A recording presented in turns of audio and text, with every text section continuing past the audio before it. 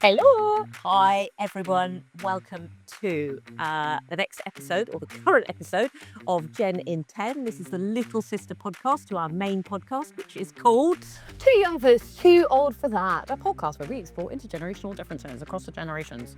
I'm 23, she's 53. Well, you're 24 actually now. I know, but that really messes up our brand. In June, we'll be fine. So today we wanted to talk about, we often talk about clothes, and we obviously work out what we're going to wear when we're coming on. And Annie's got this lovely new top from Marks and Spencer's. I've left the label on. Yes, with Marks and Spencer's. Are you having a moment? Okay, so There's something going on at M&S, and M&S is one of both our favourite shops. So this is a problem. What's going on here? right, so I saw a reel on social media from this girl here. Her name is Styling with Becca. Okay. Like 5,500 comments. A few people have made a video on this and how M&S are supposedly changing their sizing, and their sizing is getting Again? Yeah, because it used to be, I think, that M&S, their clothes were almost like a little bit bigger than, so you'd buy your normal size, it'd be a bit loose. Hurrah, like I'm fine with that. Yes. Always made us feel great.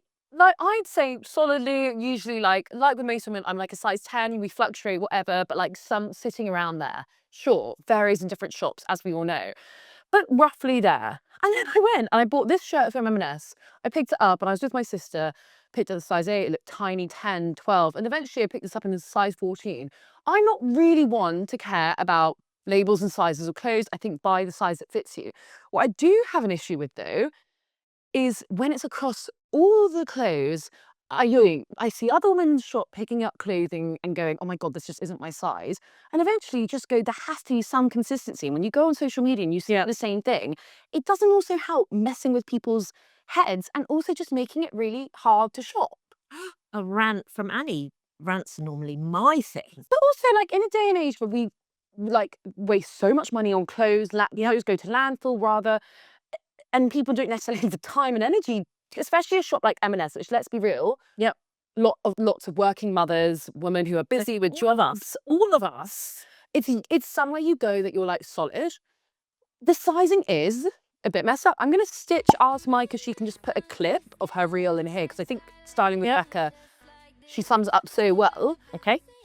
But I think you're right, and especially a store like Marks and Spencer. So when do I shop at M&S? I shop at M&S when I need to go and grab something, generally to wear that evening or on the way out. And the great thing about it is that you always knew which size you'd be. I'm really shocked because I am a size 14 on top. Annie definitely isn't, and I can't fit into that top, even if it's a size 14. And so what I do wonder is what they think people are going to do, because in this day and age, lots of people order online, don't they? Yeah. So if you were ordering online and you were ordering what you thought was your size, you would be in big trouble. Well, I then saw that they did a catwalk in the summer. I saw another video. They did a catwalk in the summer, and apparently that's come under heat because that was people felt that, you know, the models and the people who were invited were only serving one type of body. What, again, going backwards? Well, yeah, it's then that whole narrative. So we're not just hammering M&S here. Like, you know, gosh, I still love them. I always buy their pasta boxes and bourbons. But what is this saying, I suppose, about like a general culture? Are we kind of going back? a little bit? You called it something, size shaming? No, what did you call it? There was a word that Annie used that, like, often I've never heard of before. Not body shaming. No, you said like size shaming or something like that.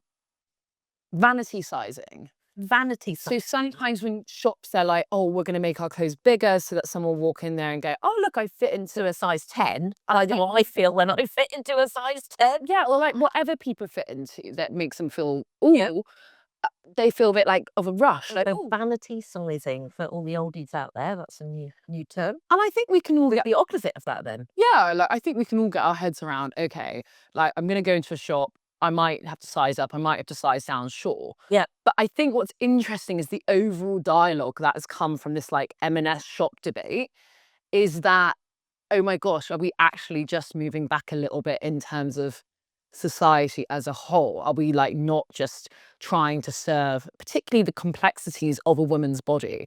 I get you can't make one size fits all the time. it's impossible. We have different support. I sort of feel that, yeah, and especially for women, your body changes so much. 100%. Menopause, post-menopause, all those sorts of things. Your cycle alone, you can fluctuate, That's true. That's Yeah, true. you can. And we need, really, Marks and Spencer's is like a national institution. It's like a public sector, public service. So, while we're on the subject of Marks and Spencer's, the good things, there are never good things in a size 12. And they're never, the things that are great. If I was running Marks and Spencer's, and obviously I'd be better at running it than the people that are, that goes for nearly everything in the world.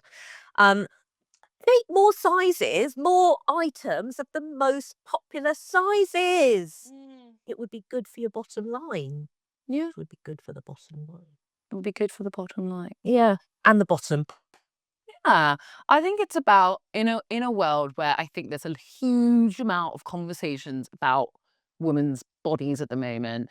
It's like, honestly, my Instagram algorithm it's covered in it.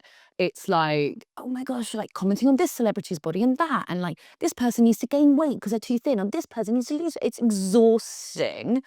Like, like I've never felt so drained by going on social media sometimes.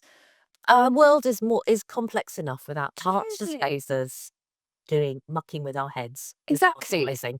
So sort it out, M&S. Because we absolutely love you. Like, We love you. we really do. It's every Sunday, just FYI, I go to M&S with my sister and we do our food shop and we buy clothes. And I absolutely love it. And I've said this, I still have an M&S skirt on order as we speak. And But who knows? who knows if it will fit. So, love you, M&S. Please just serve a woman's body. The reason we felt we should talk about this on the podcast is because out of, I think, every shop in the UK, maybe not, Yes, nearly. nearly, Yeah. it's it used to be, let's just say it, a little bit of like you go to M&S when you're like a dad or something, or you're buying a sixth form suit. No, now it's so trendy. I'd say it's one of the most intergenerational clothing stores where you can go in there and shop with your mum, gran, or your little sister. For sure. You can find something for everyone. Yeah. And, we need the sizing to cope with that too. Amen. So yeah, intergenerational. The other place I would have added is Zara, Yeah, I get that. because we've shopped in Zara before together, and actually, and we've commented on this, and we're going to do something on mums and daughters shopping together, and often now you can't tell who's who at the moment because everyone's wearing the same thing. Yeah. And for me, I see that a lot in Zara. The only thing though, Zara comes under a lot of heat for their sizing as well. But they have something quite interesting where they have a shape system where it's like, it's a triangle if it's going to come up small, it's a square if it's going to come up big. Is that a thing? Something like that. And it's a circle if it's going to be fit on point. But Zara does need to up their sizing range because they come under, I see a lot of reels and they come under heat for that. They're like, they need more range and inclusivity. Okay. Zara, get on it too. We love you. Bye. Let us know your thoughts. Bye.